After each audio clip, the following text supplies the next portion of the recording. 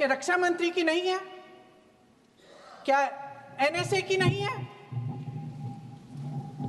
अध्यक्ष महोदय, पहलगाम हमले से सिर्फ 2 हफ्ते पहले हमारे गृह मंत्री महोदय जी कश्मीर गए थे। किस लिए गए थे? जो सुरक्षा की व्यवस्था है इसको देखने के लिए गए थे, इसको रिव्यू करने के लिए गए थे, और उन्होंने वहां कहा कि आतंकवाद पर विजय प्राप्त हुई है। ये 2 हफ्ते पहले है। 3 महीने बाद जेएनके के गवर्नर साहब एक आम इंटरव्यू में ऐसे ही चलते चलते कह देते हैं कि हाँ, बैसारन वैली में बहुत लापरवाही हुई और इसके लिए मैं जिम्मेदारी लेता हूँ। ऐसे ही चलते चलते, और वो बात होती है, ख़त्म भी वहाँ होती है और वहीं ख़त्म हो जाती है। उनसे जिम्मेदारी ली भी नहीं जाती, कोई सवाल नहीं उठाता, कोई जवाब नहीं देता। अध्यक्ष महोदय, उस हमले की जिम्मेदारी एक आतंकवादी गुट जिसका नाम टीआरएफ है थोड़े दिनों बाद लेती है। कौन है ये टीआरएफ? 2019 में ये गुट बना। 2020 में इसने कश्मीर में आतंकवाद का काम शुरू कर दिया और अप्रैल 2020 से लेकर 22 अप्रैल 2025 तक इन्होंने 25 आतंकवादी हमले किए। गृह मंत्री महोदय ने जब यूपीए सरकार के समय के आतंकवादी हमले गिने तो लगभग 25 गिनवाए थे अभी अपने भाषण में। इस गुट ने कश्मीर में 25 हमले 2020 और 2025 के अंदर एक पूरी लिस्ट है इन हमलों की। मेरे पास इतना समय नहीं है इसलिए मैं एक एक को नहीं पढ़ना चाहती, लेकिन मैं इतना कहूंगी कि इनमें रियासी का हमला भी था 2024 का, जिसमें 9 लोग मारे गए और 41 लोग घायल हुए। कुल मिलाकर 2020 से लेकर 22 अप्रैल 2025 तक टीआरएफ ने 41 सेना और सुरक्षा कर्मियों की हत्या की, 27 सिविलियन की हत्या की और 54 लोगों को घायल किया था। भारत सरकार ने टीआरएफ को आतंकवादी संगठन का दर्जा कब दिया? 2020 में दिया, 2021 में दिया, 2022 में दिया, 2023 में दिया। 3 साल बाद, 3 सालों के लिए ये आतंकवादी गतिविधियां कर रहे हैं और आप इनको आतंकवादी संगठन तब कहते हैं 2023 में। इसकी क्या वजह थी? ये सब सरकार के संज्ञान में था और आप मुझे बताना चाहते हैं, सत्ता पक्ष के नेता बताना चाहते हैं कि ये सब आपके संज्ञान में था, लेकिन कोई भी एक ऐसी एजेंसी नहीं है हमारी सरकार की जिसको पता चला कि ऐसा हमला, ऐसा भयानक हमला होने जा रहा है हमारे देश में, कि पाकिस्तान में बैठे हुए इस हमले की योजना बन रही है कि हम भारत जाके हैवानियत करेंगे, 26 लोगों को मार डालेंगे और हमें पता ही नहीं है। क्या ये हमारी एजेंसियों की विफलता है कि नहीं है? ये बहुत बड़ी विफलता है, एक बहुत बड़ी विफलता है। जानते थे कि ये गुट है, जानते थे कि 5 सालों से ये आतंकवादी हमले कर रहा है, अध्यापकों को मारा, आर्मी के बड़े बड़े अफसरों को मारा, आम जनता को मार डाला, पुलिस वालों को मार डाला, और आप इन पे निगरानी नहीं रख रहे थे। और ये जो एजेंसियां हैं इनकी जिम्मेदारी कौन लेगा? क्या आईबी चीफ ने अपना इस्तीफा दिया? क्या किसी ने इस्तीफा दिया? गृह मंत्री जी के कार्य क्षेत्र में आता है इंटेलिजेंस ब्यूरो।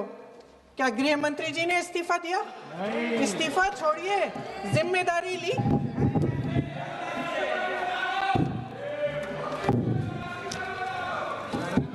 साहब देखिए, इतिहास की बात आप करिए, मैं वर्तमान की बात करना चाहती हूँ। आपको तो एक बहाना चाहिए, आपको तो एक चाहिए। पूरे परिवार का नाम गिनवा देते हैं। अरे अपनी जिम्मेदारी खुद लीजिए। 11 सालों के लिए तो सत्ता में आप हैं। अभी नेहरू को छोड़ नहीं रहा। कल माननीय गौरव गोगोई जी ने अपने भाषण में पूछा गृह मंत्री जी से, क्या आपकी जिम्मेदारी नहीं थी? मैं देख रही थी। राजनाथ जी, रक्षा मंत्री जी यूं अपना सर हिला रहे थे, कुछ बोले नहीं। अंदर से महसूस हुआ होगा कि यहाँ कुछ जिम्मेदारी थी, लेकिन माननीय गृह मंत्री महोदय जी हंस रहे थे। वे हंस रहे थे।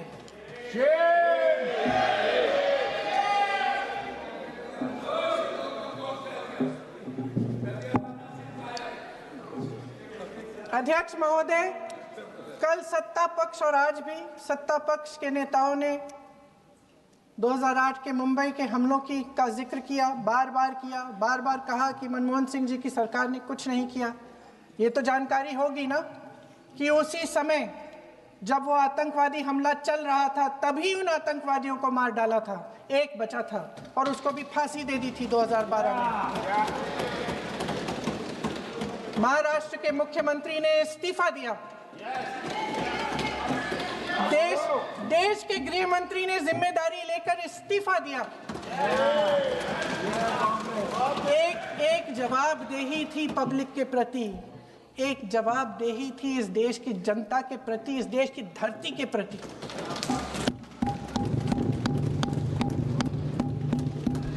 राजनाथ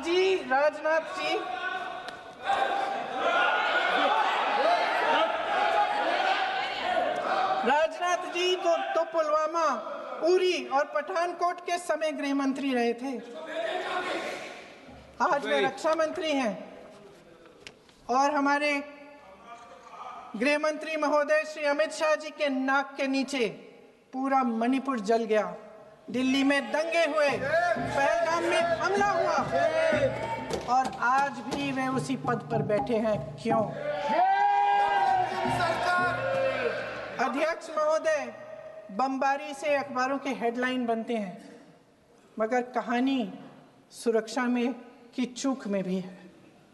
आज देश खोखले भाषण नहीं सुनना चाहता। देश जवाब चाहता है, तसल्ली चाहता है कि सच उससे छिपाया नहीं जाएगा। देश जानना चाहता है कि उस दिन अप्रैल 22, 2025 को क्या हुआ और क्यों हुआ। आप तो खुद अपनी पीठ थपथपाने में लगे रहते हैं। सेना, देश, संसद से सच छुपाते हैं। ऑपरेशन सिंदूर जब शुरू हुआ, हम सब ने समर्थन किया, सब एकजुट होकर खड़े हो गए इस देश के लिए। दोबारा होगा, दोबारा खड़े हो जाएंगे। अगर हमारे देश पे हमला होता है तो यहाँ इस सदन में किसी भी पार्टी का हो, कोई भी हो, सब आपका समर्थन करेंगे। और हमें अपनी सेना पर गर्व है कि उन्होंने इस बार भी दृढ़ता से लड़ाई लड़ी, धैर्य से लड़ाई लड़ी, वीरता से लड़ाई लड़ी। लेकिन इस ऑपरेशन का सिंदूर का क्रेडिट, उसका श्रेय तो हमारे प्रधानमंत्री जी चाहते हैं। सही भी है, ठीक है, सही है, श्रेय ले। ओलंपिक्स में हमारा मेडल आता है, उसका भी श्रेय लेते हैं। लेकिन सिर्फ श्रेय लेने से नहीं होता नेतृत्व, जिम्मेदारी भी लेनी पड़ती है।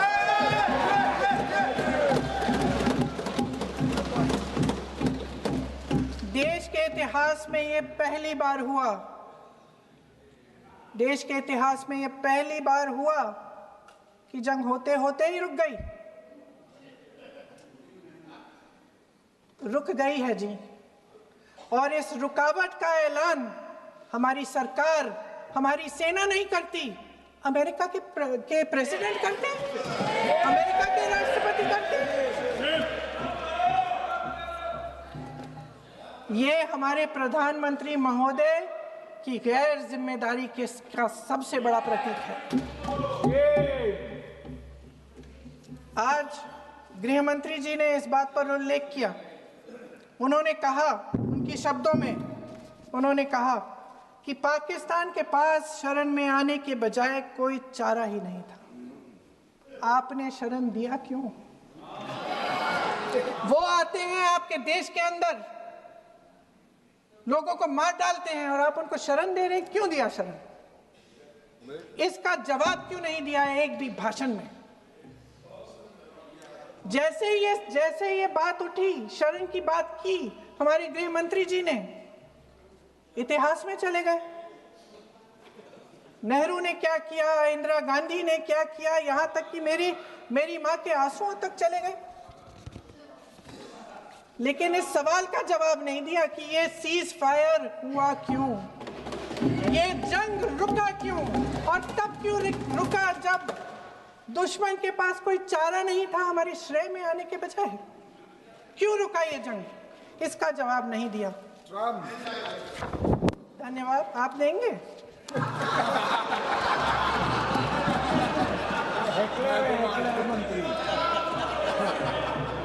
देना भाई देना, आपको टाइम मिलेगा तो। टाइम नहीं मिलेगा आपको शायद। वैसे महोदय, मेरी माँ की आंसू की बात किए, मैं इसका जवाब देना चाहती हूँ। मेरी माँ के आंसू तब गिरे जब उनके पति को आतंकवादियों ने शहीद किया, जब वे मात्र 44 साल की थी। और आज अगर मैं इस सदन में खड़ी हूं और उन 26 लोगों की बात कर रही हूं, मैं इसलिए कर रही हूं क्योंकि मैं उनका दर्द जानती हूं, महसूस करती हूं।